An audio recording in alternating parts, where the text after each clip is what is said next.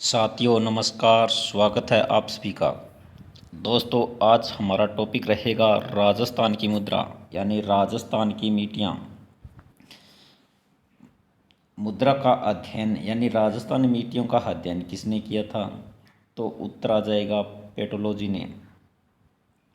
तो और मुद्रा निर्माण के कारक यानी मिट्टी किन किन कारकों से मिलकर बनी है?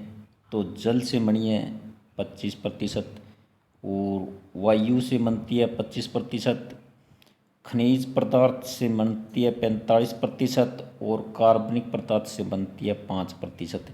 यानी मिट्टी का निर्माण किन किन कारकों से होकर बनता है? तो जल और वायु से 25-25%, और खनिज से 45%, और कार्बनिक पदार्थ से कितनी बनती है? 5% बनती है।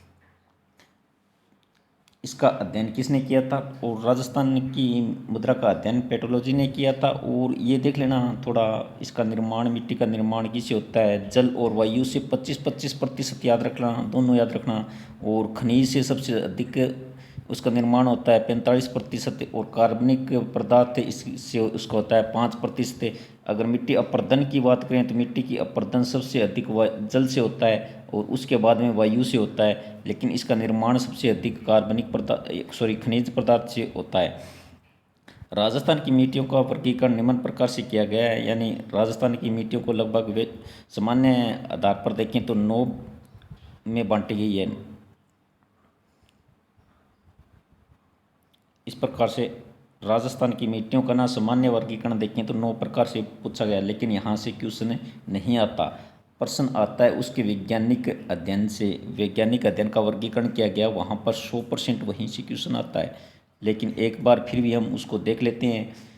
सबसे प्रथम आ गया मरुस्थलीय मिट्टी, 2 नंबर पर आ गया भूरी रेतीली मिट्टी, 3 नंबर पर आ गया जलोढ़ मिट्टी, 4 नंबर पर आ गया लाल पीली मिट्टी, 5 नंबर पर आ गया मध्य काली मिट्टी, 6 नंबर पर आ गया लाल काली मिट्टी, 7 नंबर पर आ गया लाल लोमी मिट्टी, 8 नंबर पर आ गया पर्वतीय मिट्टी, और 9 नंबर पर आ गया लवणीय मिट्टी।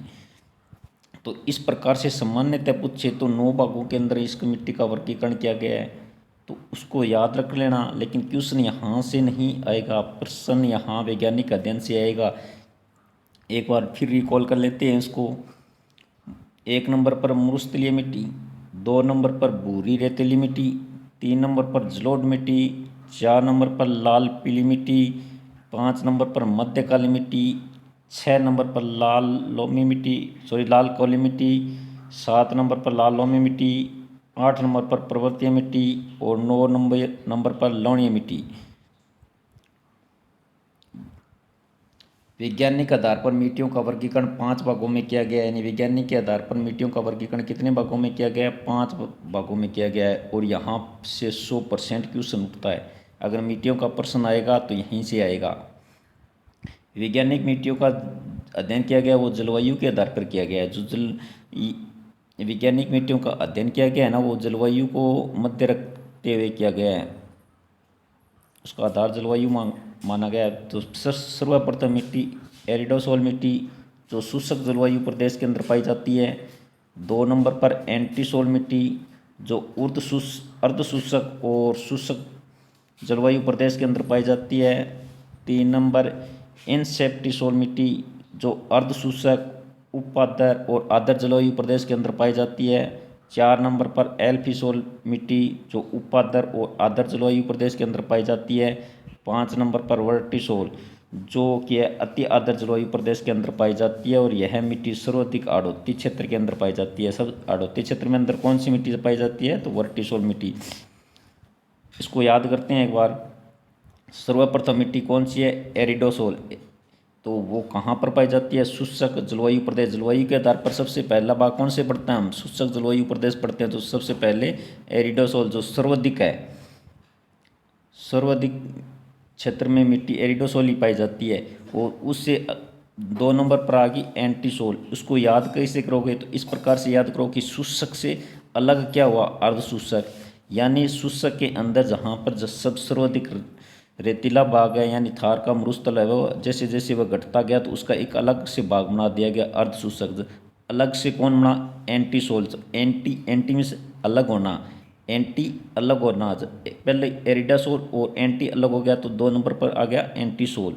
और 3 नंबर पर इनसेप्टिसोल। इस इन मीन्स अंदर, और सेफ्टी, सेफ्टी कौन रहेगा, जो बीच में रहेगा वही सेफ रहेगा, सुरक्षित रहेगा। तो 3 नंबर यानी बीच का भाग है ना वो इनसेप्टिसोल। इन मीन्स अंदर हो गया और सेफ्टी मीन्स हो गया भी सुरक्षित रहे। तो इस प्रकार से आप उसको याद कर सकते हो। और 4 नंबर पर एल्फिसोल, और 5 नंबर पर आ गया वर्टिसोल। वर्टिसोल आड़ोती क्षेत्र की आ गई यानी अंतिम, और प्रथम आ गई एरिडासोल। तो प्रथम एरिडासोल याद हो गई, पांचवी है अंतिम है जो वर्टिसोल, जो आड़ोती क्षेत्र के अंदर में पाई जाती है, वो याद हो गई। तो एरिडोसोल से अलग हुई एंटीसोल। तो एरिडोसोल, एंटीसोल, और बीच की आ गई इनसेप्टिसोल। तो 4 तो याद हो गई, तो पांचवी तो अपने, चौथी अपने आप याद हो जाएगी एल्पिसोल। तो यहीं से ज़्यादातर जलवायु इस मिट्टी के प्रश्न आते हैं, उससे बाहर कुछ नहीं आएगा।